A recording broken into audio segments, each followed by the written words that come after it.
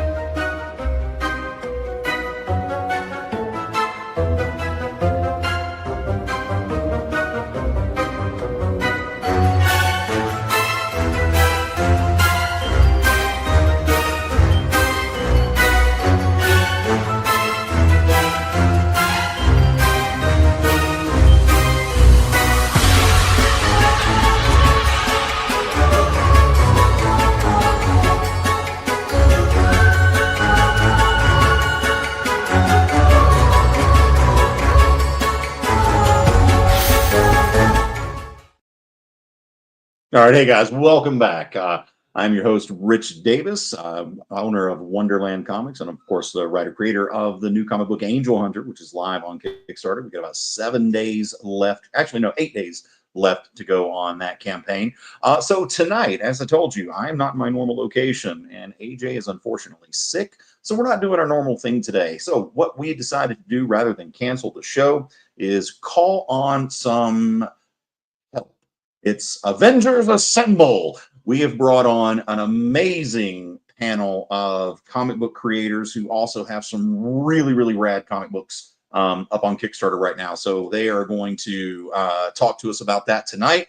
And this is kind of a creator hangout. So we're just going to talk. And yeah, we're going to try to sell you on Kickstarters. We want you to open up those wallets. Instead of buying comics just from Wonderland Comics this week, we want you to open up your hearts, open up your pocketbooks, spend 25 cents a day to save an amazing comic book. So without further ado, why don't we start bringing our guests on? I don't know if you want to bring them on one at a time, bring them on all together, and let's just talk. You are the producer, so you well, there's Tom, and there's Joey, and Bill, and John. Like a Gen X magic mirror moment.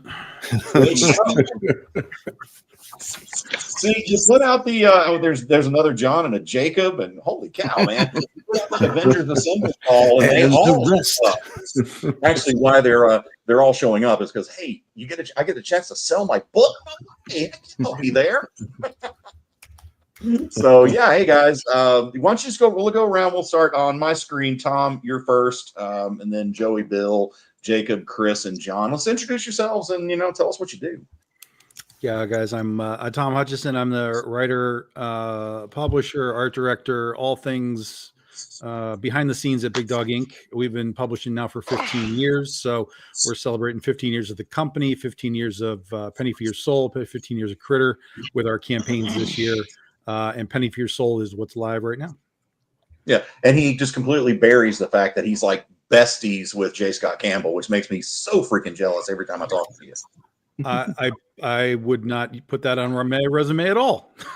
Not in the slightest. No, I know Mr. Campbell. I've worked with him a number of times. He's very cool, but it's not like I had dinner with him once in New York Comic Con. I recall a large group of us kind of chilling, and somebody came in. It was really funny. He came in. I won't say who it was, and he sat down at the table, and he sits next to me. And he looks over. And he goes, "Is that J. Scott Campbell?" And I was like, "Yeah, that's J. Scott Campbell." And he was over the moon. He was like, "What am I doing at this table right now?" I was like, "Just eat your calamari and enjoy it, man." Well, I think you've had more private dinners with Jay. We're going to call it a private dinner because it wasn't open to the public, therefore it's private. So you've had far more dinners with J. Scott Campbell, I would venture to say, than all of us here combined. So Okay, if one is the number, then that's correct. Hey, Joey, tell us what you're working on, man. Or introduce yourself. How's it going? I'm Joey Galvez, and I'm working on a new one that's actually of my own project, which is called "I Need Your Skin." No, I like my skin. I need it. Listen, the story behind the title is I pitched this whole story to my buddy, right, the guy who scripted the story, which is Alan Dunford. He's worked on all kinds of different things, such as like Grandma Chainsaw and Horse in Hell, Pocus Hocus. He's got a new one coming out pretty soon called Beneath the Lighthouse. So, but I pitched him on one of these stories, and I hated the title, dude. Like, and then I got it grew on me. So, I'm kind of embarrassed to say that I hated that title, but it stuck. And then after he gave me the treatment, I said, "Holy crap! Okay, dude, this title's perfect. It's exactly what it needed." What's that? You caved on the title just because you liked the treatment? I caved on the title because I liked the treatment because of this reason here. The logline he gave me was, excuse me, I'm sorry. He gave me, Nora Perkins has a fear of aging and she thinks a clairvoyant can help her. A deal will be made for a small piece of her flesh. I said, okay, that's perfect, right? Okay, that's perfect. a good title. That's a good title. Yeah. Hey, Bill, what are you doing, man? How are you? I don't know if everybody knows me. I'm Bill Mouse. I'm a co-founder of Parody Press and Entity Comics from back in the 90s. I think we started publishing in like 91, 92. And I'm currently working on Nira X Cyber Angel still. And I'm also working on my current book, which is on Kickstarter right now, Zen Intergalactic Ninja, which is written by the co-creator Steve Stern. And it's on Kickstarter for a little bit longer. So yeah, I've been working on some things and staying busy and trying to keep from getting another day job. please buy my book so I don't. We went through this whole thing without you dropping turkeys from a helicopter. I'm going to be very that's my next promo. That's my next one. That's amazing. Wait, I thought turkeys could fly. I thought they could. Hey, As Jacob, God is my witness. Tell us about you, man. Awesome. Well, it's good to finally meet you, Rich. So, for those of you who don't know me, my name is Jacob Yusuf, co-creator of Indigo Comics and Indigo Labs, and we just launched our first Kickstarter today. I'm glad to say we funded within the first 4 hours. Nice. Right now we're at, I think last time I checked, 220% funded, and we're still going strong. We still got another 30 more days. Nice. For the people who are still thinking about getting our Kickstarter, we do have 20% off select tiers until 9 a.m. Eastern time tomorrow. So it's our first Kickstarter. I'm very excited. You can kind of see the emotion in my eyes. It's crazy, like launching your baby and seeing it like grow up in front of your eyes. So I'm loving the experience. Yeah, it's crazy, isn't it? It's something else. Just don't launch your babies. See, Chris has just been hanging out over here because he and I did a show day before yesterday, right? Sunday. Okay. Day before yesterday. See, I got it right. So yeah, he's just been hanging out, lurking on my StreamYard. I tried to shut him off, but he wouldn't go anywhere. So I said, hey, dude, if you come on and tell us about your book instead of me telling you about my book, you'll go away and leave my camera alone because I don't like having to cover it up when I go to the bathroom. So tell us about your awesome vampire book, man. Which you've been on my show twice and have money for 2 trade paperbacks from me. Yeah, that's right. Buddy, you know what? You can hang out on my stream anytime you want. Just keep, I'm like, all I need is a pole behind me and just keep it raining. And if anyone's interested in Rich's chat, you can find it on wcw.org. Just go to the archive section for that night, and it should be there for 2 weeks. Otherwise, Rich can get the MP3 and then post it wherever he wants. We mostly update about what happened to Cult of Dracula TV show, and then talk about what Angel Hunter is all about, which was a lot more complicated than I realized. Yeah, it is. And then Rich also gives the lowdown on. Then you also get the lowdown on the ins and out and BS of Kickstarter. Exactly. Yeah, absolutely. Hey, John, how you doing, man? Hey, I'm doing all right. Thanks for the invite. I am John Westhoff. I am the writer, letterer, publisher for Part-Time Comics, which is just a vanity name for my personal projects that I work on with other creators. But yeah, you actually caught me in that rare time to invite me in between. We just ended one yesterday, and we have 2 more coming up this summer and fall. So we're definitely we got lots of books coming out. I'm best known probably for our most popular flagship title, and that's Drumsticks of Doom, our tribute to comics and heavy metal. Nice. Rich, I never plugged what it is I'm actually doing. Sorry. You know, that's like the first lesson. You're used to being on the other side of the mic, so we'll forgive you this time. Yeah, we just so everyone knows what the show is. It's called Radio of Horror. We do a lot of interviews with people like Rich, as well as like actors, directors, and things like that. We have like the composer for I Know What You Did Last Summer coming on the show soon for the new movie. David Desmalchin will be on, things like that. So, who's also a comic book creator as well, as he did Count Crowley for Dark Horse. But my book is Colleen the Vampire. It's a sequel to Vlada, a Dracula tale I did with Ken Hunt and Tim Vigil and a bunch of other people on various covers. And then that's launching August 15th on Kickstarter with Tim Vigil on art, with Matt Slay, Wendy Shaner, and then a couple other people, possibly one surprise guest coming up who will be doing a cover, depending on whoever gets done with their bigger projects than my tiny little thing. This Kickstarter, by the way, Chris, I'm going to tell you, it has my blessing. It's going to do amazingly well because you're launching it on my birthday. So the stars have aligned just for you. Oh, fantastic. Well, then, great. Please buy some original artwork to help us get to goal within hours. But you know what? We might do that. I've seen some of the art, and it's good. So, I do like me some original art. So, and I have a lot of it. I think I can actually show you what one of the pieces of original art is right here. I have to travel. Sorry. He's on the This is one of the pieces of original art that will be sale on the Kickstarter. Ooh, nice. Oh wow! I like ye. Me like ye. That's Yes. that's by Ken. That's by Ken Hunt from the original Vlada, a Dracula tale book, where we gender swapped the cast of Dracula. Funny enough, that actually ended its Kickstarter very successfully when Rich's TV show was announced on all the media back in 2020. Yeah, somebody probably get a little bounce from what I was doing. So yeah, I'm okay to share. Hey Jay, do we have? Well, everyone actually thought. Everyone actually thought that was the same thing. I got a bunch of emails about that. I was like, no. I don't know what that is. But, I don't know what it is, so I'm going to take your money. I'm still missing that 10% cut, though.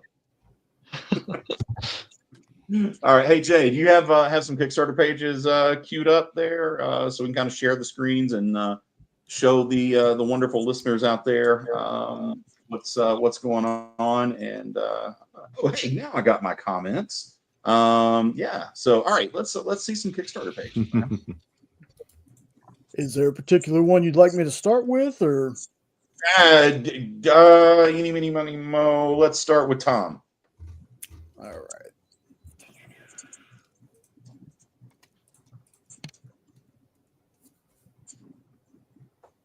Here we go.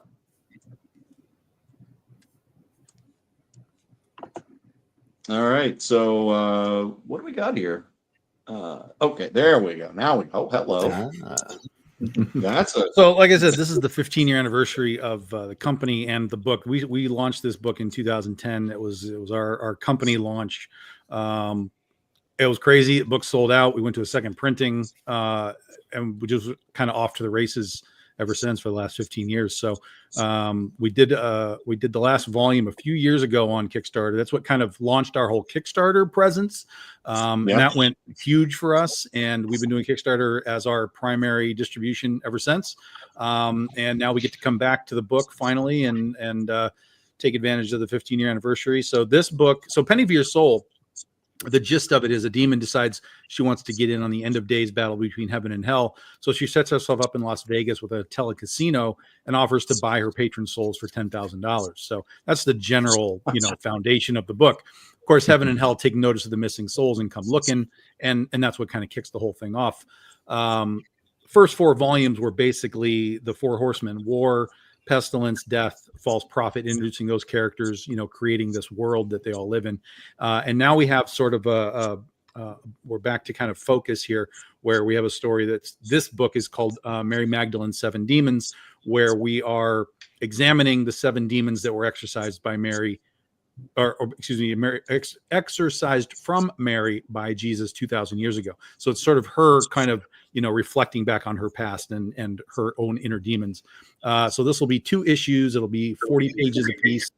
And that's what we got. That's what we're doing here. JB Neto is back on the art. He's done the entire series except for 2 issues the entire way through. So he's back on art. Chris Hall is the new colorist. We got a bunch of amazing variant cover artists, and off we go. Nice, man. And it looks like you're doing quite well with 14 days left to go. So, guys, as of right now, as of 8 o'clock, we are officially 1 week in, and we now start our 2nd week. We launched last Tuesday. So, you're just doing that's awesome. We only do 3-week campaigns now. I never want to see a 4-week campaign again in my life. Right, exactly. Outside of like when we do our toys or something like really pricey that we have to deal with. Right, that's different. Yeah. Otherwise, I love a 2-week campaign, but 3 weeks for something like this is kind of what we need to do. But like I said, we're fine. We've hit 12K. We'll probably hit the 4th stretch goal at 13,000 sometime in the next few days, which will be great. Always love to announce, bonus stretch goals and just, keep telling people that it's working and we're here, we're happening. We did sell out of one of our covers. The Drax Gall cover is sold out as far as a reward. Anyway, there are still some add-on versions of it available, but those won't last long. And then, there's foils and metals, of course, but the regular version of it is officially sold out as of today. So, yeah. Nice. Who's your colorist, man? I really dig that. Well, on this book, it's Chris Hall. Chris Hall has come in to pick up the colors on this book. Yeah. Oh, so it's his first time working for us. He's done stuff all over the place in comics. And it was funny. He just happened to kind of drop in on a day when I was looking. He was like, hey, you need some colors? I was like, well, show me what you can do. Take this page, show me what you can do. And so he colored it up. He took some, even more importantly than what he did on colors, he took notes. And he was like, yep, I can fix these edits that you need done, blah, blah, blah. And he tinkered with it and did what he needed done. And I was like, oh, this is great. Let's go. You're on this book. So, yeah, Chris Hall is our new guy on this. We got a couple of new artists as well, as far as the variant covers that I'm thrilled to have. Juan Jose Rip, who's a legend in this industry to me, going back, 30 or more years in this business. He was amazing to work with. Steven Segovia, who's been doing stuff for Marvel and Spawn for years and years. He came onto the book. I was like, oh my God, what is going on right now? And then a bunch of our regulars, Drax Gall came on. Nia Rufino's doing a bunch of colors for us. Narslio Suicide and Eisenetto Adamar, just amazing work from these guys. So I cannot thank all of them enough. Well done, man. Yeah. Oh, wow. I love this cover too. That's pretty. Holy cow, man! I'm digging this, dude. I'm actually going to go and I have on my list to pledge already, but I'm going to go for the show and definitely do this. And my dog says she's going to go back it as well. Of course. So there's our primary book. There's our primary book. We've got the old fashioned like Marvel framing. When they did their anniversary, like, I don't know, it was like their 30th anniversary did those.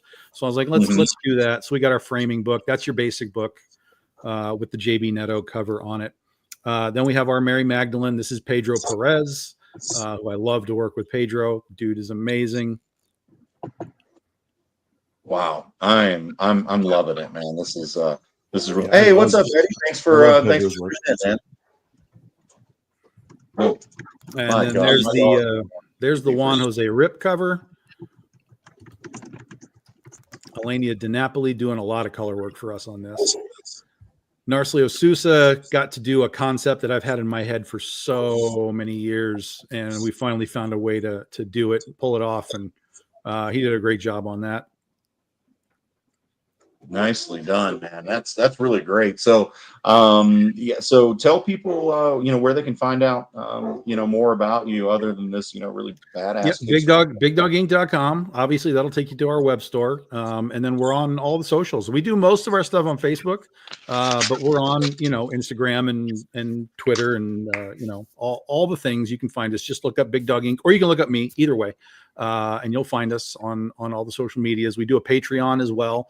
So if you like to kind of learn how we bake the cakes, our Patreon is basically that. It's we show you everything from the ground up. Here's the concept, here's the lines, here's the colors, here's the logos, here's the designs.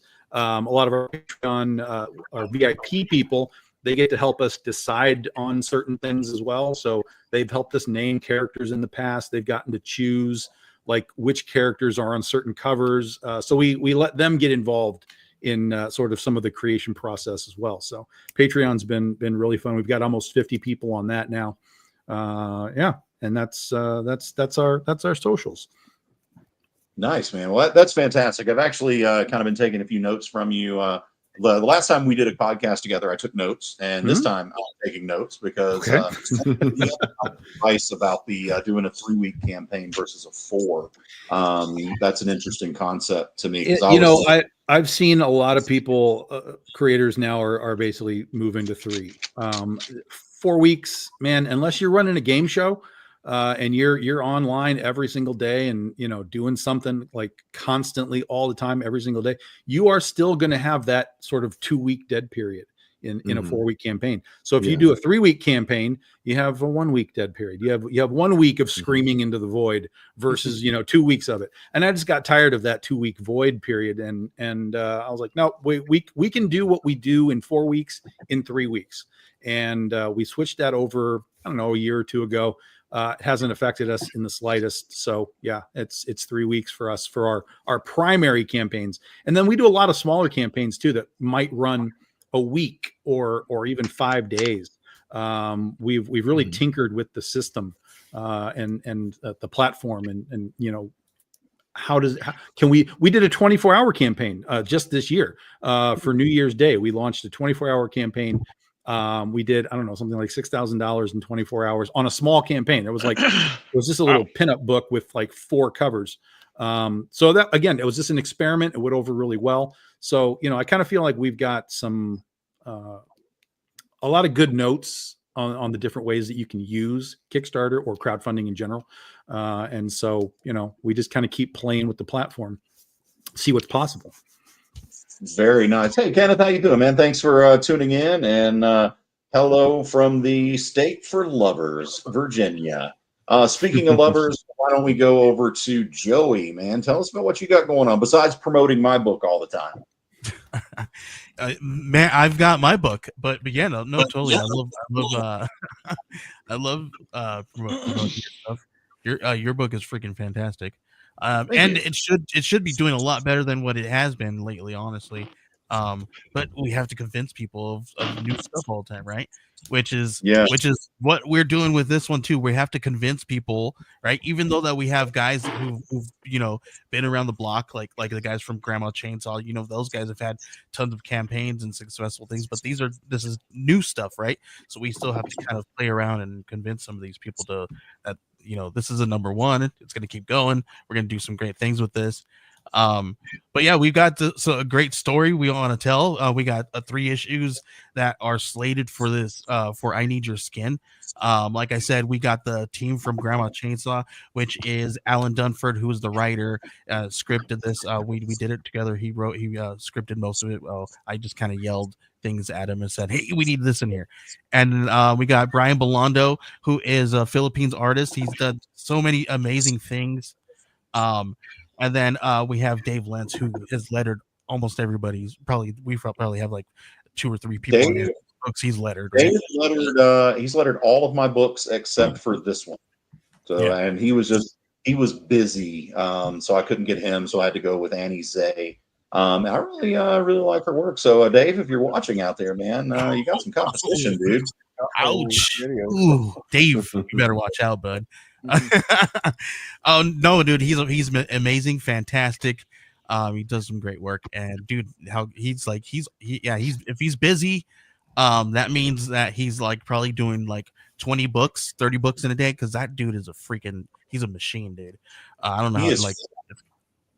And honestly, I really would have loved to work with Dave on this, but I think Annie actually, dude, and this is no shade on Dave at all, but I think Annie's skills were a little better suited for Angel Hunter because it's more manga style, and her letters, you can definitely tell that she gets the manga vibe, and Jeff may have gotten it, but Dave may say, I haven't worked with him. I've already forgotten his name. That's how I do things. We're just gonna call him Jeff from now on too. Yeah, let's call him Jeff. He looks like Jeff. Let's just change. I don't know, man. Listen, I always mess with him and tell him he looks like AJ from the Backstreet Boys. Anyway. Oh man. Yeah, he doesn't more about I Need Your Skin, man, because the concept, it's sick. I'm digging this art. And I love the way you put a Kickstarter page together, man. You did a great one for me and great one for yourself here. So good job. That. Yeah, so we have amazing covers just like these guys do. They brought their team along with them, their cover artists as well. So we have Brian Bellondo doing cover A, and we have Ruben Mocho who is doing cover B. And then cover C is Kit Wallace. He does a lot of the stuff. I always kind of say his art style is very similar to like Scotty Young, right? Like a I Need Your Fairyland kind of style.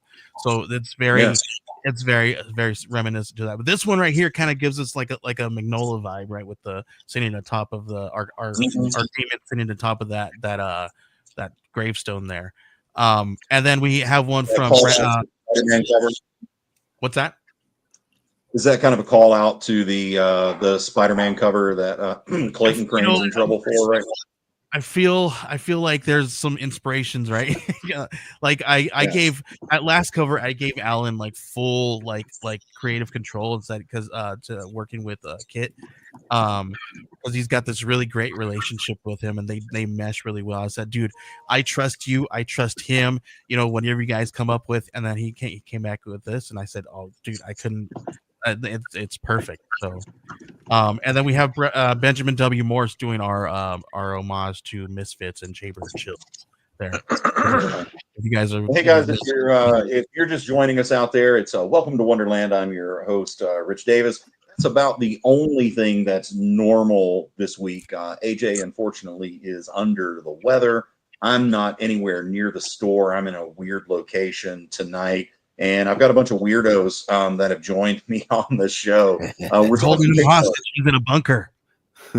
Right? Please let me go. And we made him talk to us about our own work. Right. Hey, the purpose of tonight's show, every week you guys are so kind and you open up your wallets and you buy things from me at my store. But this week, we're kind of doing one of those Jerry Lewis telethons or those ASPCA. I need my bow tie. That is me in the arms of the angel playing behind me, and we'll have you guys with your sad faces. And 25 cents a day can save this comic. Wait, let me get a metal cup. Hey, mister. I need some we want you guys to go to their Kickstarter pages. Go to these Kickstarter pages, check these books out and back them, man, because I've discovered in the last the last year or so that Kickstarter really is where the innovation, the really groundbreaking comic books are. My experience has all been in the direct market prior to Angel Hunter, and this is a whole new world for me. And there's so much talent and so much amazing stuff out there. I honestly, talking to you guys, I feel extremely inadequate, because you guys are just kicking ass. So guys, go check these Kickstarters out and please back them. I would love to say at the end of this program that we got each one of these guys at least 3 more backers, because I know that there are at least 3 of you out there that are spending money with me every single week. So instead of doing that, spend some money with these guys, because they got some really great talent. Let's see. Bill, let's talk to you and get your Kickstarter page up on here. All right. Rich, real quick. I unfortunately have to cut and go. Okay, can we skip to Chris real quick? Bill, do you mind if we jump you and then come that's back? perfectly. Yeah, that's awesome. Yeah, go for that. Chris, tell us what you got. Hey. Maybe at a later show I can come on for a longer time. Sorry. Okay. Yeah, this is just the pre-launch page up right now.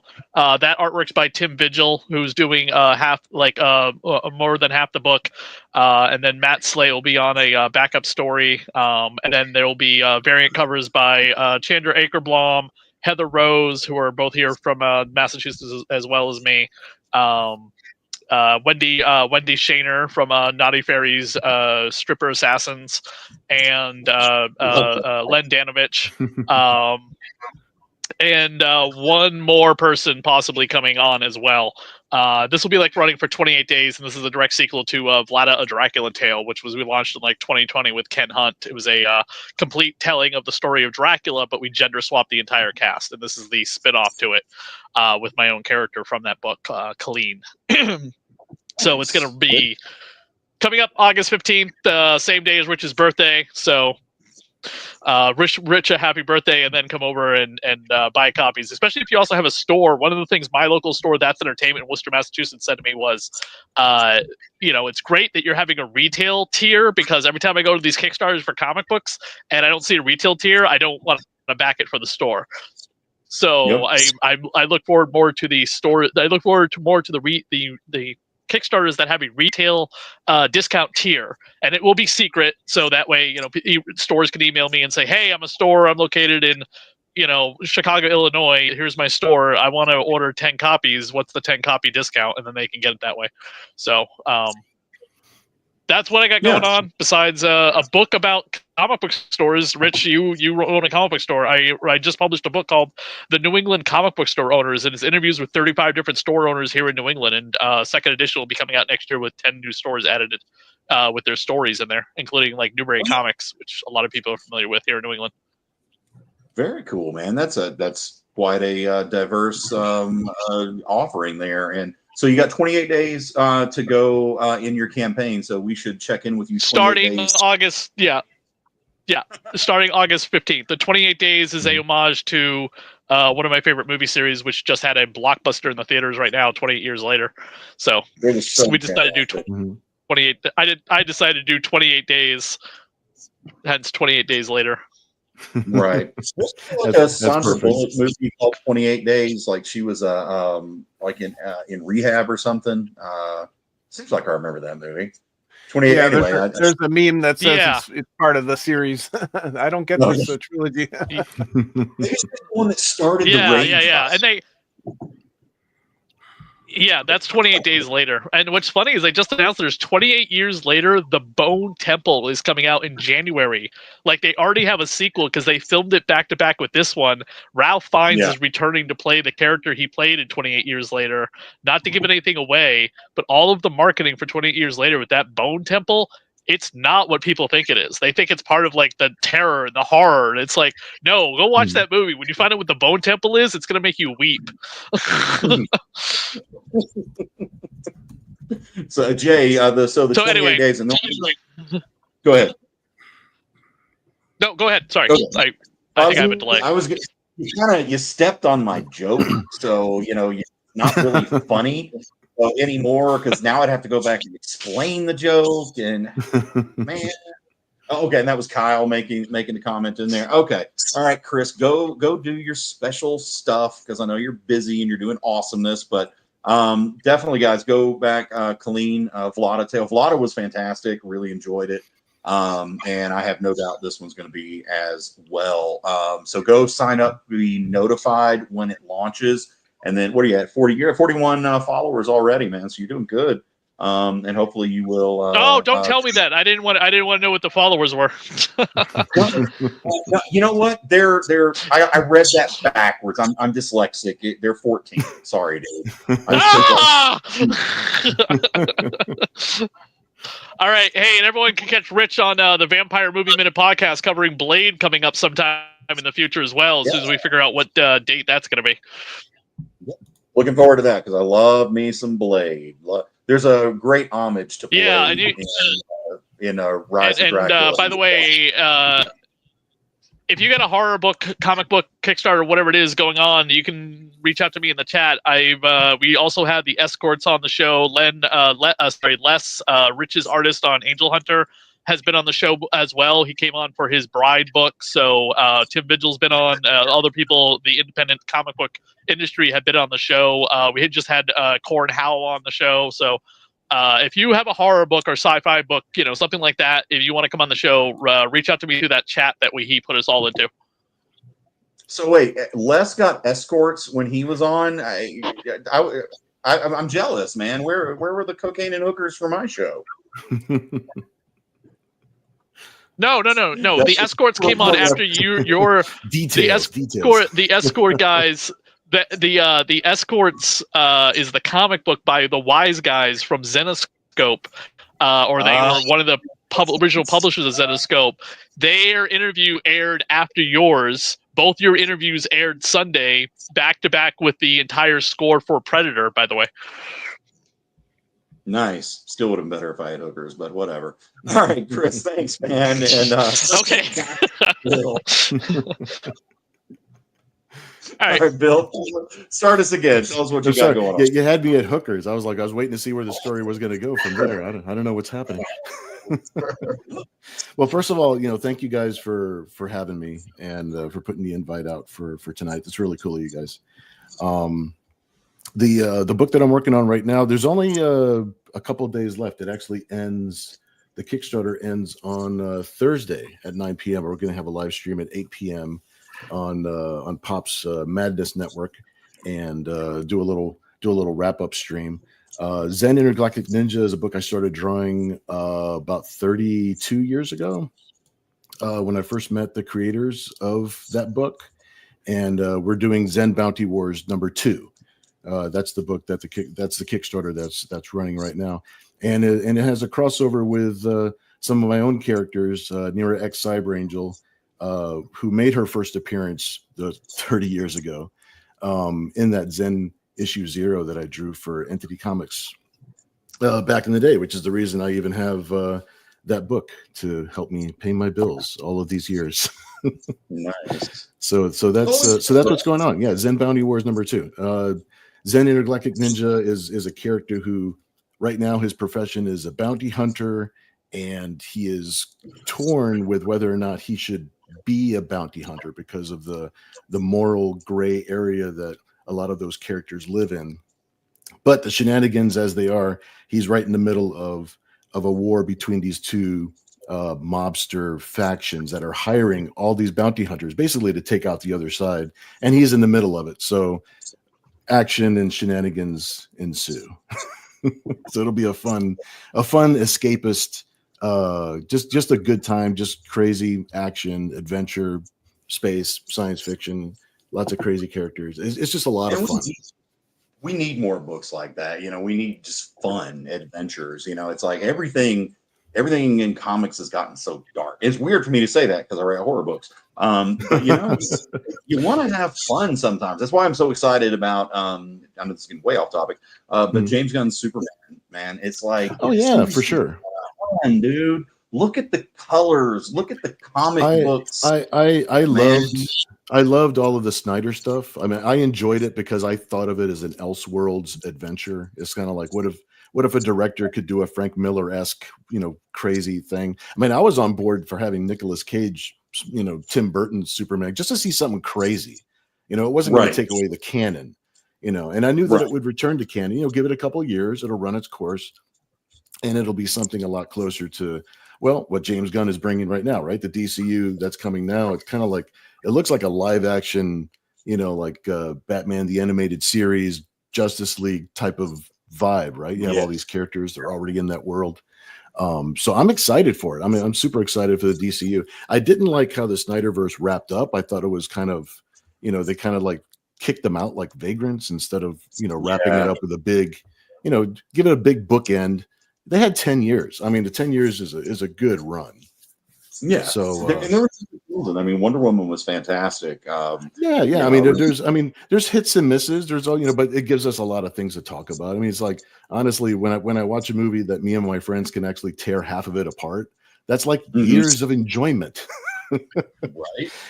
We've done nothing but talk about those Snyder movies for like the last 10 years, especially the people that didn't like them. So it's Right. but I am really looking forward to the family friendly, bright comic book, like Silver Age adventure of what's That's what I want happening now. Superman to be, man. I Yeah. brooding Superman. I want happy. I want hope. I want to believe a man can fly. I wanted brooding Superman for the weekend because I'm like, yeah, let's just do a binge.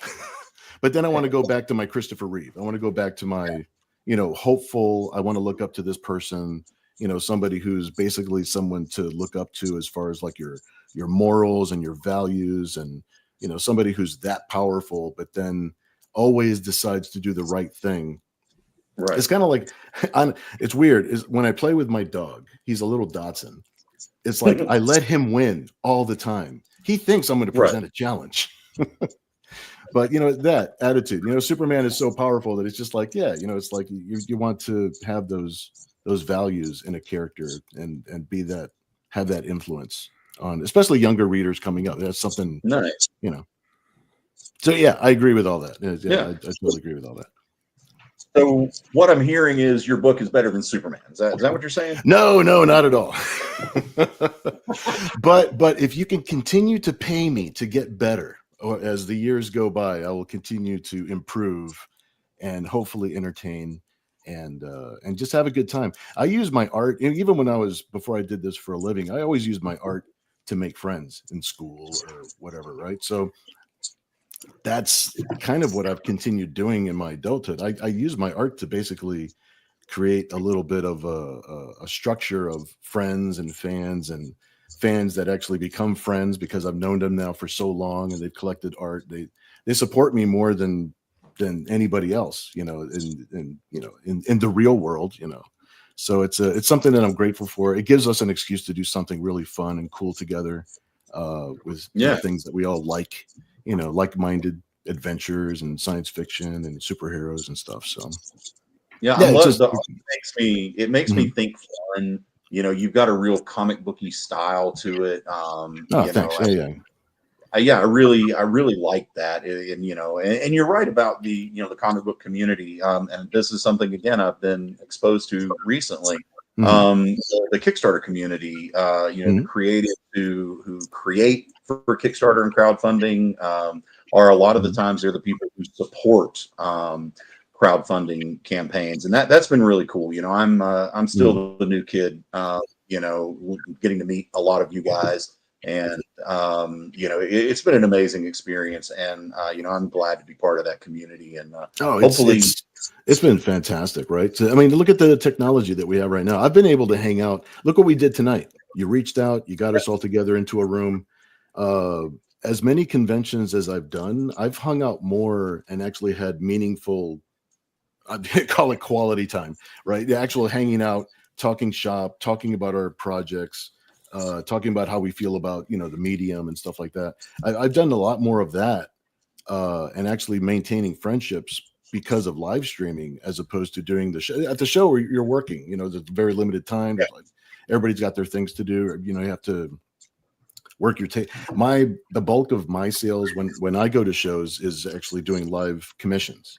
So I'm at my table the whole time sweating that I'm trying to get that last commission done so that when they come to pick it up, it's finished.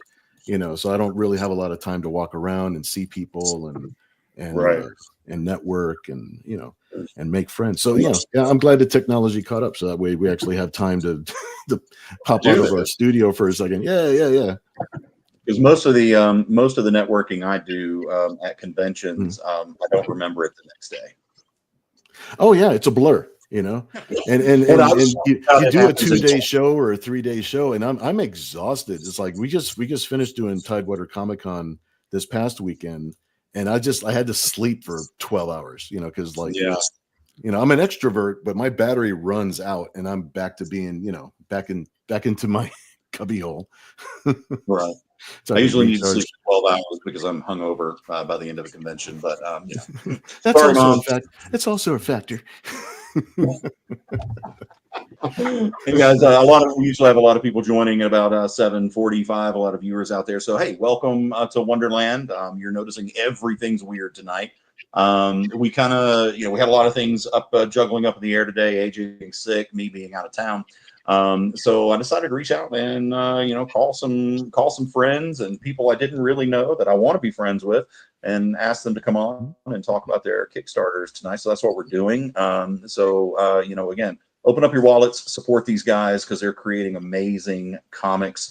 We're going to be rolling through them. John, let's talk about your book, man. You've been sitting there all nice and quiet for so long, and you kind of remind me of Brian Michael Bendis, so that's kind of cool. It's just because I'm bald.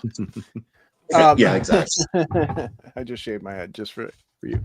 Yeah, thanks for having me on. I'm glad Just for tonight. We've known each other in the digital space of social media for a while, so it's nice to get to meet you in person. Some of these characters on here I have met, and some I have not. But again, I'm John Westhoff, the writer, letterer, publisher for Part-Time Comics. You caught us in that strange area of between campaigns. We usually run about 4 to 5 a year. We just had our third successful for the year in Final Heist, our horror heist comic. And now we're rolling on to the 7th issue. The second arc of Drumsticks of Doom will be up in 3 weeks.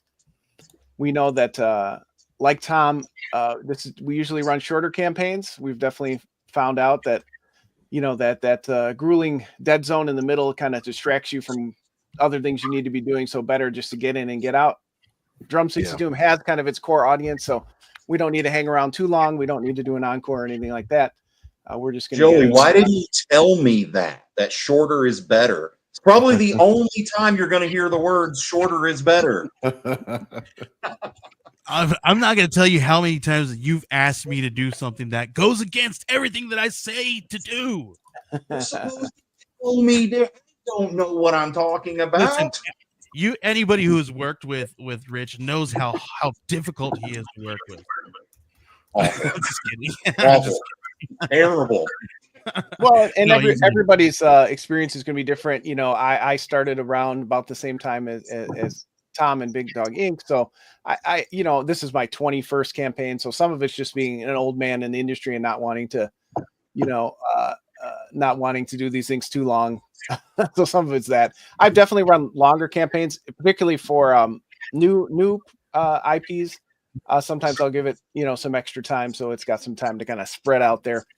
But Drumsticks of Doom again is our flagship series, one of the first comics that we launched. In this is my second comic company that I've run, and it's a love letter to heavy metal, both the comics and the music. The short pitch is, what if Black Sabbath, not the Beatles, became the most popular band in the world, and thus the universe was changed forever? Heavy metal rules the earth. In the world, it was supposed to be. They should be the most popular band in the world, but right? things didn't work out. I used to listen to that with my dad all the time, man. It's like a bonding thing. I love that. And in our universe, it's a lot of the kind of in jokes about heavy metal and references to bands and lyrics and stuff.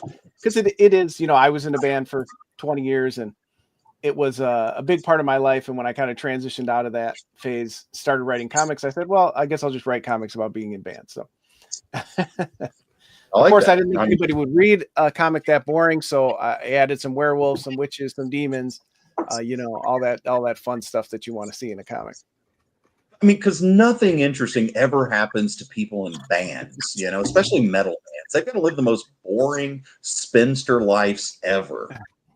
You'd be surprised. We hear some of the stories, but in 99% of us, just like comic creators, it's pretty boring and mundane. Move to one show, eat, out of a gas station, go on to the next one. It's not as exciting as people want it to be. And if Chris were still on there, if he didn't bounce, he could have introduced you to the hookers at least. That would be cool. Wait, did you say hookers? Yeah. You guys just joining us and you didn't catch that reference, just roll back about 10, 15 minutes on the show. It was pretty funny. It's just for reference. I write it off. It's fine. Yeah, exactly. It's good enough. That actually probably would work with. I used to do a radio show in Wilmington, North Carolina, and the host of the show one day, and it's really funny. He was this old guy named Don Ansell, one of the most amazing people I've ever met. But he showed up one morning to the show, and he had a hooker with him. And I'm like, Don, what's oh? And well, I was on my way, and she came up to the car, and I was like, I'm not going to pay you for, because Don was gay. And he's like, I'm not going to pay you for what you normally get paid for, but would you want to come onto my radio show and tell us about what you do?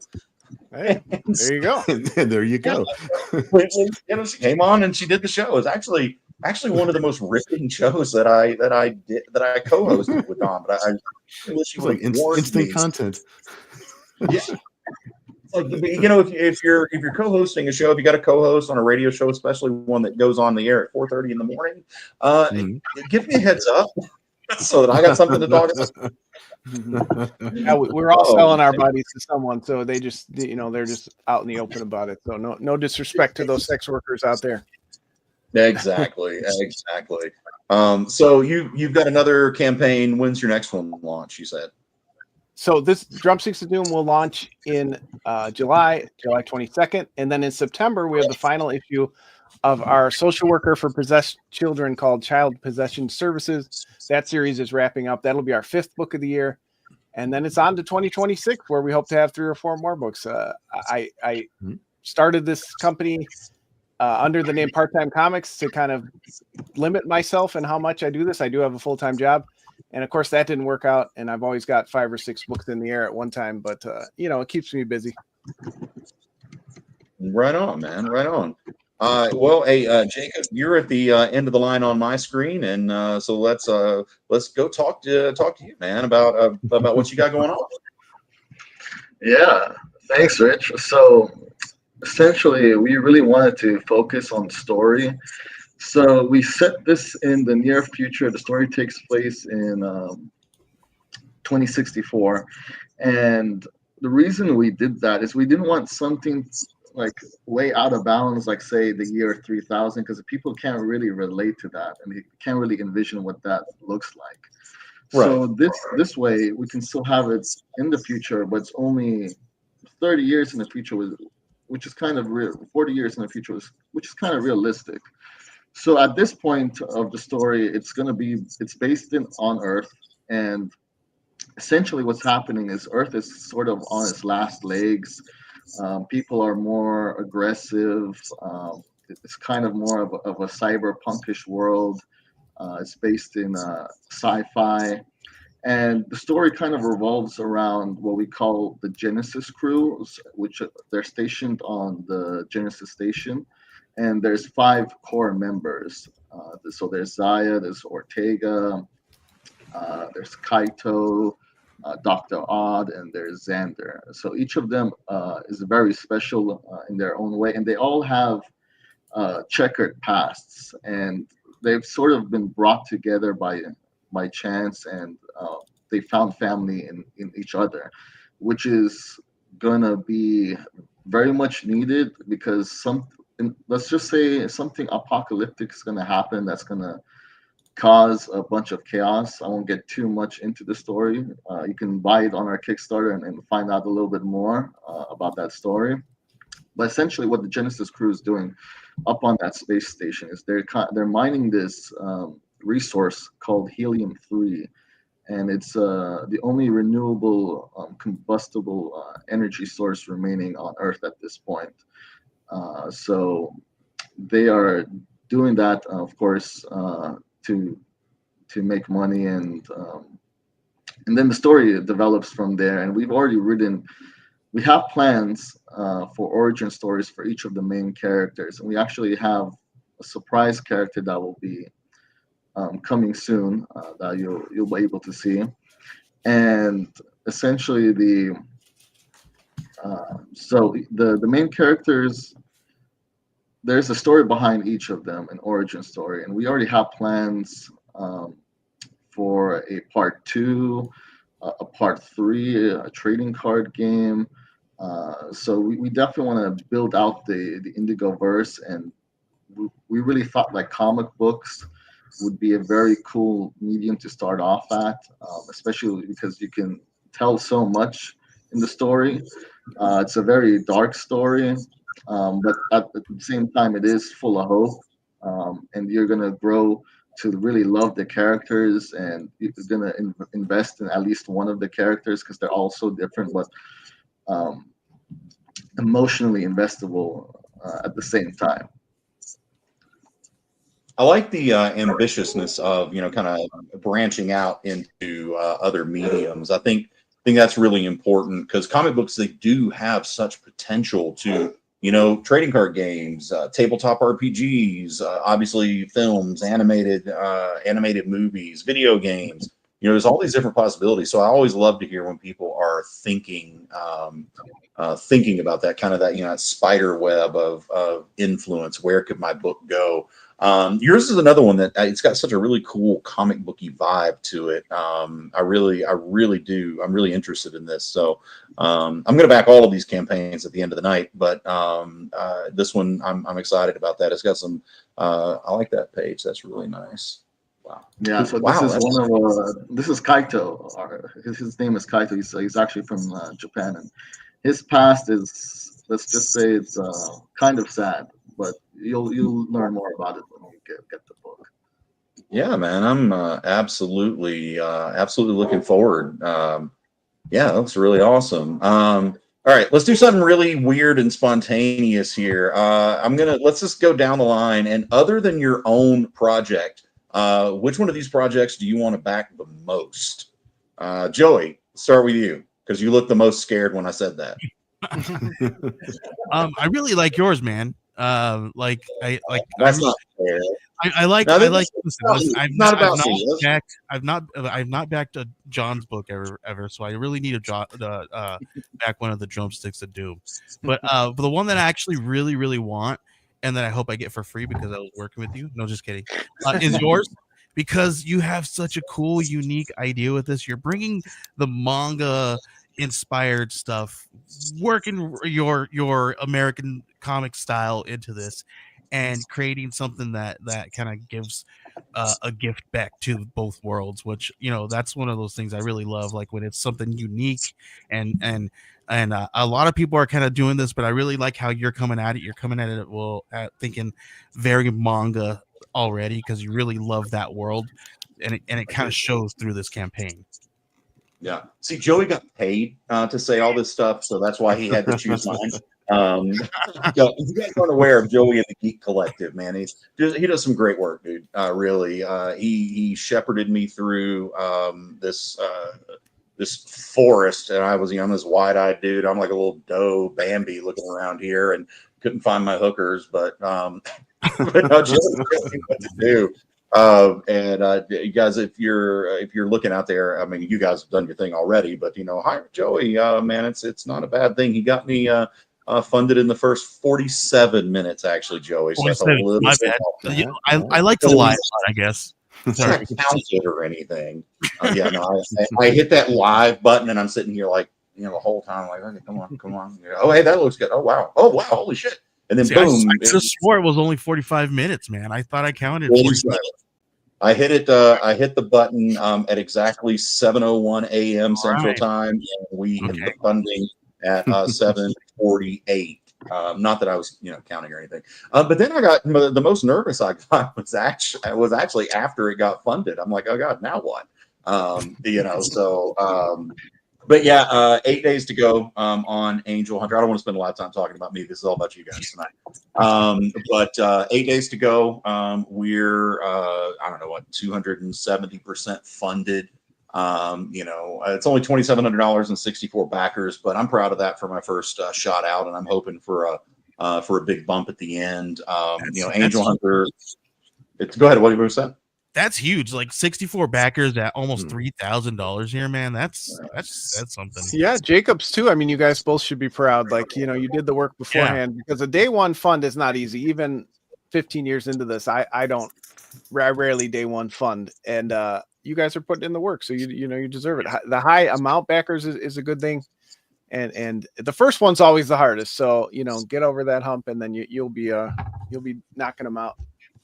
Yeah, that's what I hope. Angel Hunter is. I've projected this is the most ambitious thing that I've ever done in my life, and I've done a lot of ambitious things. Graduated from high school, from college, $200 in my bank account, and opened a theater. And 5 years later, I owned the theater. So that was pretty cool. So this is by far the most ambitious thing. That's cool. Angel Hunter, I projected this out over 10 volumes. The shortest volume is number 1. It's 102 pages. The 9 subsequent volumes are between 120 and 160. So we'll have well over 1,000 story pages once this book is finished. The first one, it is the hardest. It's the one, but it's also the one you need people to buy into, because if they don't read volume 1, they're probably not going to pick up volume 7. I am hoping we do get a big bump at the end. But good news is it's already funded. The book's already done. So it's getting out there. We're hopefully going to be able to announce direct market distribution in a week or so, maybe when the Kickstarter ends. That's going to be cool. But yeah, retailers. I forget who it was talking about having retailer tiers, but it is very important. Retailer tiers. That's really what got me here, because we've got 3 different retailer tiers where if you are a retailer. Or hell, I don't care if you sell online, sell on eBay, whatever. You want to buy the book, I'll sell it to you. There's no secrets here. But you can get the book for as little as $5 per unit, which, as a comic book retailer, I own Wonderland Comics. Margin is maybe this is the bit of knowledge I can share with you guys, because you've definitely dropped a lot for me. But as a retailer, the one thing that stops me from backing Kickstarter campaigns is there's no margin. I can't pay $10 for a 28-page floppy and then turn around and sell it to my customers for 15 or 20. And if I can't do that, it doesn't. I can't justify giving it the floor space, because I have to put things on there that are more profitable. So when I created the retailer tiers for Angel Hunter, margin was the number one thing I was concerned with. And, on some of those, some of those retail tiers, the $5 one, we're going to take a loss on it. But it's okay. I think it's a good gamble because it's going to get it in comic book stores. Margin makes a bigger impact on my decision to I can attest to that firsthand, because he and I it was probably a 2-day conversation about that, where we were like, I was like, dude, you're gonna lose, and that's exactly what he said. He's like, this is something that I can gamble on, because I have the skin in the game here for this thing. So all right, let's do it. Yeah, we're in this for the long haul. It's like you gotta be willing, I think, to have skin in the game. If you're not willing to roll the dice and take the risk, I don't think that hinders your chances of success. But yeah, anyway, I talked way too much about me. Jacob, which one of these awesome campaigns do you want to back the most? So I really actually liked the Zen Bounty Wars. I loved the style. It kind of reminds me of that first Star Wars clone animated series, not the second one, but the first one that came out, kind of like a similar style. And I see that. Awesome, dude. Yeah. So really, I'm really drawn to it, and I like anything that has to do with ninjas and space. I'm there. That works. Yeah, that cover on the screen, that's actually my daughter, Cat Mouse. That's her variant cover. Oh, no way. Love that. that. She leans very heavy anime, and you can kind of see that coming.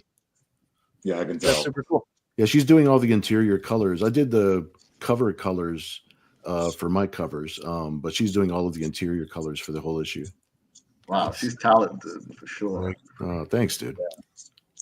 And Bill, since you've got this, very smooth jazz voice, late night with the light, which one of these campaigns do you want to back the most? What sticks out in my mind is actually Tom's Penny for Your Soul. That Pedro Perez cover, I feel like I need it. That's pretty sick. So the Pedro Perez cover is what's attracting me to it, Yeah. but I feel like on top of that, I'm going to get like a very ambitious bit of storytelling too. So I think I'm gonna make out well if like the cover got me, but then like the story is it's like, okay, this has got a lot of really, really cool elements and a lot of cool things to make you think about. So I'm kind of looking forward to that. I don't know why this is, but as you scroll through it this time, I'm feeling some like Brian Pulido vibes, some Lady Death, something. I don't know. Just for some reason, it makes me think of that. Dealing with all that spirituality and dealing with those themes, it's I can see where you could draw some parallels. Yeah, sure. Definitely. I'm excited to back that one too, Tom. So Tom, which one of these are you most excited about? Well, I've always been a Bill Mouse fan. I had Bill on my show a number of years ago when we used to do a Sunday sketching show, and I don't remember if you remember. I'm sure I told this story when we did that show, but I actually met Bill back at San Diego Comic-Con, like 2000 back in the day 7, 8, 9, something like that. Right. I had him do a Critter sketch for me Mhm. before I was ever published. There was no Big Dog Inc. at that time. I remember that. Yeah, but I was just having people like do Critter. So I had Mhm. him do it. I had Joe Benitez do Critter. I was like, this is crazy. I love this. And then a couple of years later, we were publishing and off to the races.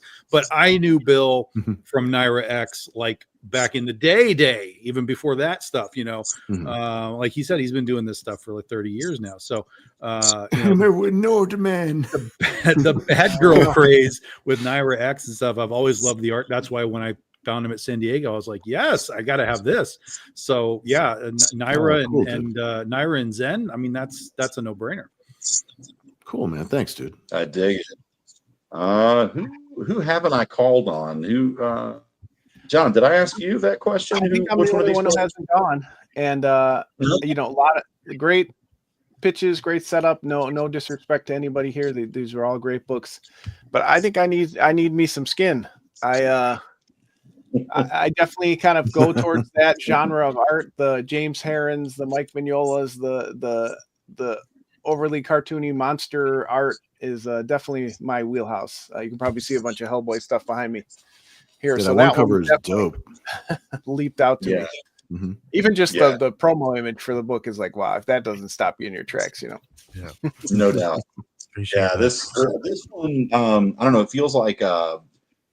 feels like it needs to come out from Boom or something. But that's probably just based on the covers. I think I've seen some graphic novels that have kind of that same the way you've done your title and everything on there. So it's like, I like this. This is sick, Joey. I see why you were neglecting my campaign so much to put your attention in on this.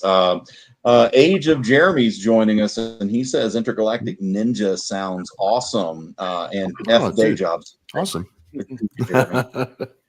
Jeremy is one of my business partners. He helps us.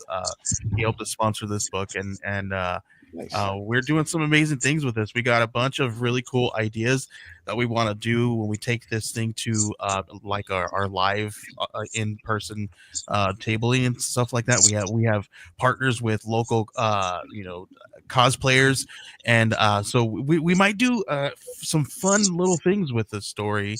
We're not just thinking just this one space, right? We want to open this world up. We want to have this really cool in-person like this appearance that we have. We have a really cool large table set up for Tucson Comic-Con coming up here in August. I'm really hoping that we're going to have this book on the table by then, so that we can use all these really cool ideas that we have for these in-person meetings with all these really great con goers and stuff like that. So keep an eye out for the things that we got coming up. These really, really cool stories that we have with these amazing teams are gonna blow us out of the park. Like, we have not only this book that we're going to be working with, we're going to work with some things that going on with our friend CJ Hudson, who also has a book that's live right now, called Interstellar Dust, and that's an omnibus. And we're going to be working with him, doing some really cool stuff with a story that he's bringing just to us, just for us to publish underneath our little arm there. And then we got another story from one of our friends that does he does a handful of other things. So we got some ideas, we got some things in the hopper for the next few years, and we're just getting started, man. Nice. Yeah, we got about 15 minutes left to go on the show. Let's share some knowledge. If you could, we'll just go back around just like we did. If you could share one piece of advice for all of us out here, that maybe we could do differently in our campaigns, or something you've learned that, like, hey, maybe think about this. This really helped me. What's that one thing that pops in your head, Tom? Like we talked about, you got to not be stressing out about the campaign days. It doesn't matter who you are, doesn't matter what you do, doesn't matter what your book is. You will always have a middle dead period, whether you do 2 weeks, 3 weeks, 4 weeks, 8 weeks. You're going to have a hell of a just dead zone in the middle, and you're going to feel like you're just screaming into the void trying to find anybody to care about your book. So don't put that stress on yourself, and just look at it and say, look, 3 weeks, we can do this in 3 weeks. Now, again, if you have a big number, that changes the structure of what you need to do. If you need 40 grand for something, you probably need 4 weeks. But if you're just trying to produce a comic book and you need 5 grand or whatever it is, go out there for 3 weeks. Don't stress yourself. Don't stress your customers, over just, oh, look at this guy every day. He's just screaming for, I need somebody. Where's my, so like, it's the worst. It's the worst. And this is the hard part, guys. Nobody gives a shit. All right. You reach a point where the people who have backed you are there. And now you're going to try and just scrounge up a few more over the course of that dead week. And then you'll have your last week where people start to kind of catch up and they're like, oh, this is almost over. I need to get in. The people that have been waiting for whatever reason, always happens though. People are waiting. They get in on those last 3 or 4 days and you get a little kind of at the end. That's the typical Kickstarter thing. It just works that way. Once you kind of have that mindset, once you understand this is how it works, it starts high, it craps out, and then you get a little bump at the end, and it doesn't matter how else you do it. Then you can start to, like I do, just play with the algorithms, play with the days. We're going to do a week. We're going to do 5 days. We're going to do whatever it is. It takes a lot of the pressure off of you once you understand you can't beat it. So all you can do is sort of modify it to make it a little more digestible for yourself. Right on. John, what about you? What is your one piece of advice? Well, my piece of advice that I often give people is that as a social worker by day, I would never tell anyone to change their goals, right? If your goal is to write for Marvel, if your goal is to write The Amazing Spider-Man, you can do that. But for me, at this point in my career, I'm probably not going to do that. I'm not going to win an Eisner, but I am writing comic books. So if my goal is to write comic books, I'm doing it, right? So look for the successes that you have. Don't always look to, hey, I don't have 10 books out a month like Jeff Lemire. You're not Jeff Lemire. You can only be yourself. And you have to, if you spend your whole time reaching for goals that you may never reach, then you're missing all the things that are happening around you that are great. This community is very welcoming. The barrier to entry is very low. If you work hard enough, you can have a book on the shelf next to The Amazing Spider-Man, right? I can have The Amazing, Drumsticks of Doom right next to it in alphabetical order if I wanted. If you work hard enough, it may not be in 3,000 stores, but maybe you'll be in 10, maybe you'll be in 15. You're still making comics. So don't set yourself up with these huge goals that are just going to leave you, feeling like you're spinning your wheels and burnt out before you even, have a career going, Yeah. And I think the piece of advice that I could give based on what you just said, because you were talking about getting on shelves in comic book stores, stick to Kickstarter, because I can tell you that looking at what you guys' campaigns have done, you guys have made more money on most of your campaigns right now than I did on any of my previous 3 books. If it weren't if it weren't for the TV option money for Cult of Dracula, I would not have been profitable at all. So the direct market sucks, but Kickstarter, man, stay there, guys.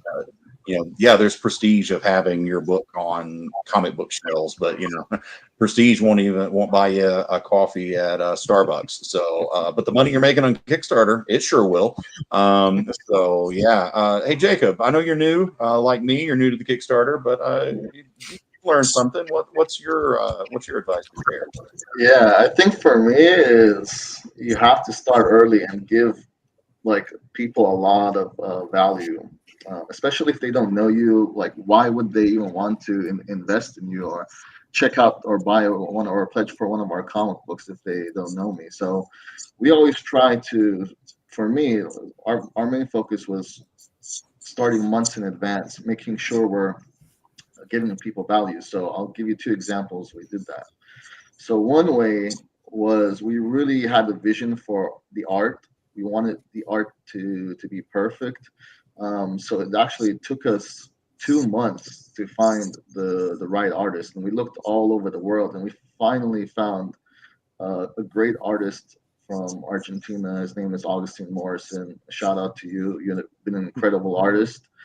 And then I would say also, so not compromising on the art, not compromising on the vision for your Kickstarter. And then second of all, another way we give people value that worked for us is the people who committed to getting one of our comic books early, like 2 months or 1 month in advance. We gave them a special $28 value where we gave them an exclusive slipcase.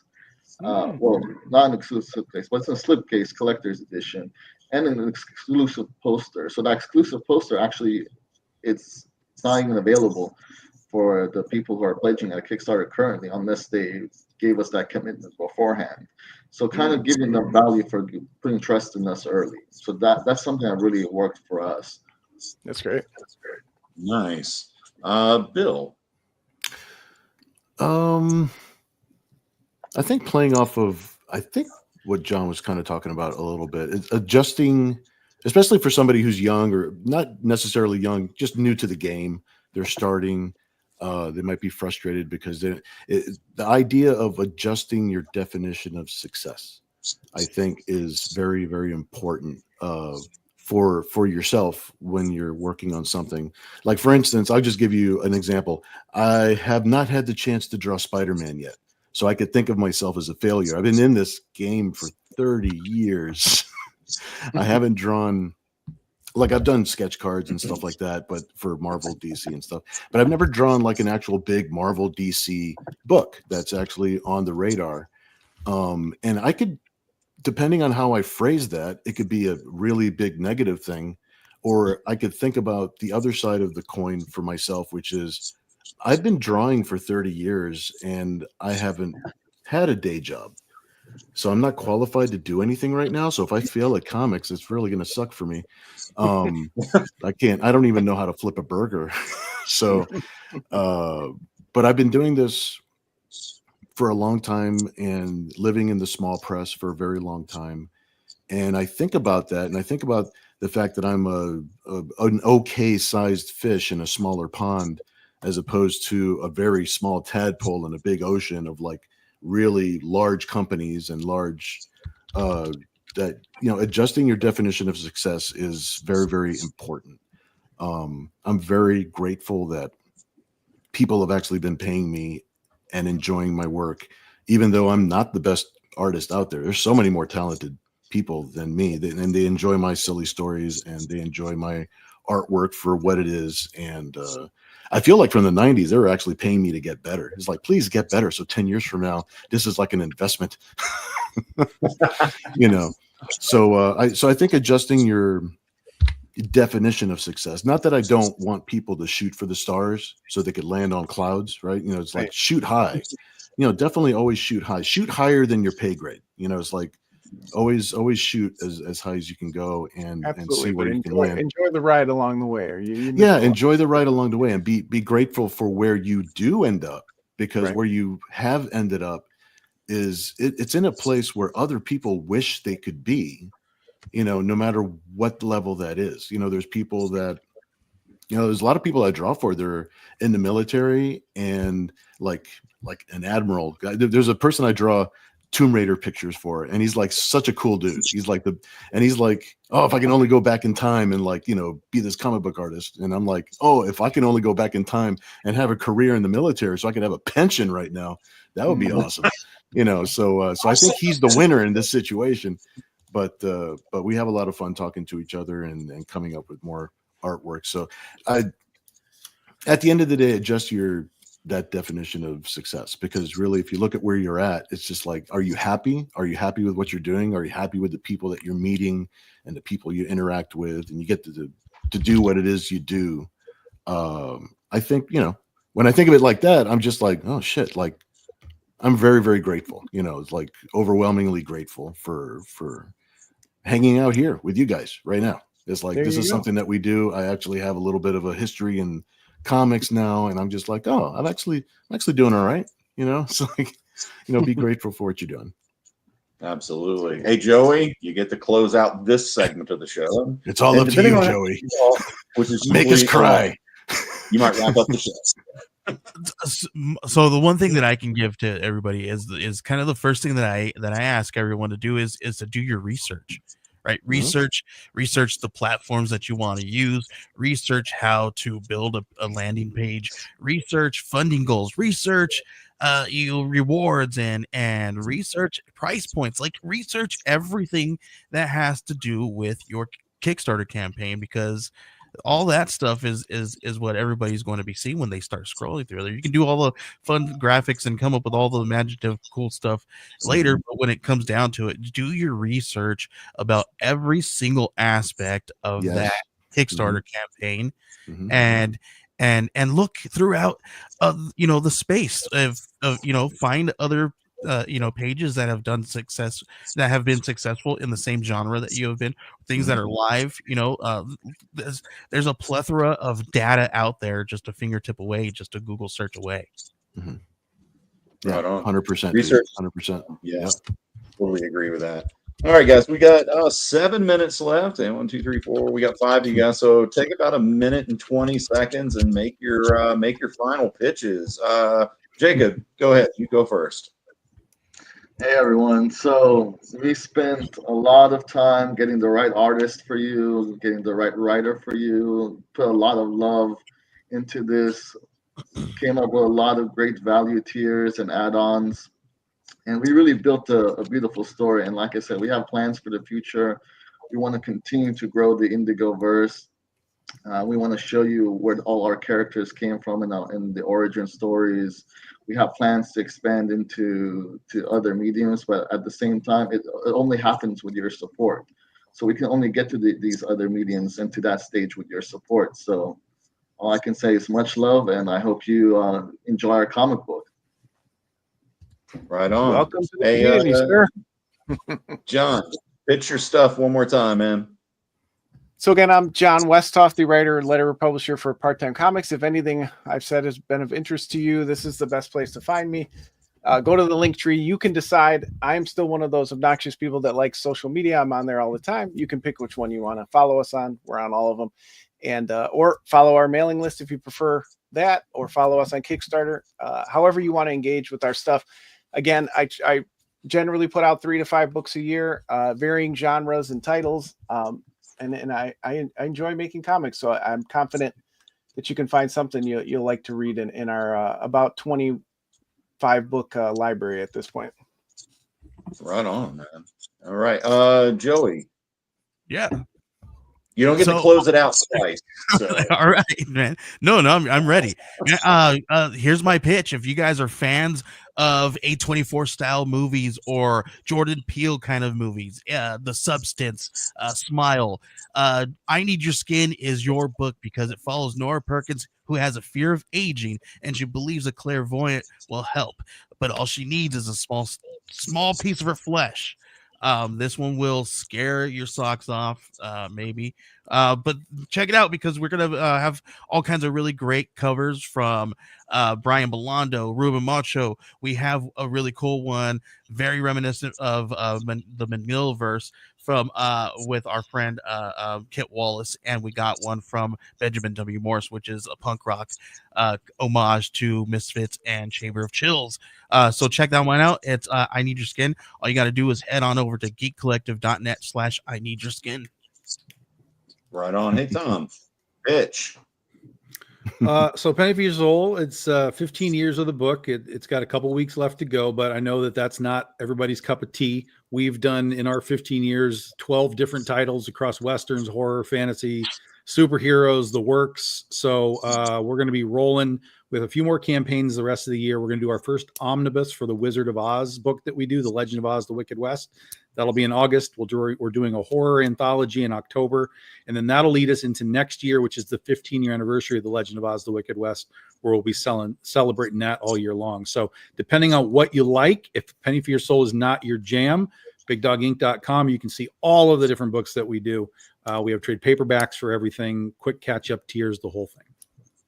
Right on. And hey, Bill, you get to close this segment out. Okay, let's see. Ninjas, space, cyber angels, bounty hunters, insane action, lots of fun. You want to get my book, please. And there's original art tiers. Well, not tiers, but they're in the add-on section. So there's pieces here by Cat Mouse. There's original art by myself, and there's original art of Zen and or Nira X. And there's also some other original art in the add-on store too, like interior pages from the book and some of the other artwork we produced for the campaign. So please check it out, and I hope you like it. Hope you support. Nice. I love the concise pop, pop, pop, pop, pop. That is a bitch, yeah, man. Especially from ninjas. All right, guys. Hey, this has been Welcome to Wonderland. You guys always thank you for tuning in and supporting us. We'll be back with our normal show next week. I want to say thank you to everyone who joined us tonight. Tom, Joey, Bill, John, Jacob, and Chris, who had to bounce earlier. Amazing work, folks. Open up those pocketbooks, open up those wallets, pull out those debit or credit cards, or hey, you know what? Go steal somebody else's and use them. We don't care. We just want the money. But no, please, God, don't do that. What I meant was go support these amazing Kickstarters. And after you've done that, after you've supported all of these guys, if you want to give consideration to supporting my work, Angel Hunter, I would greatly appreciate it. We got about 8 days left, and Jay, I think that's it for us. So, guys, thank you, and we will see you soon, and wish you all the best. Night.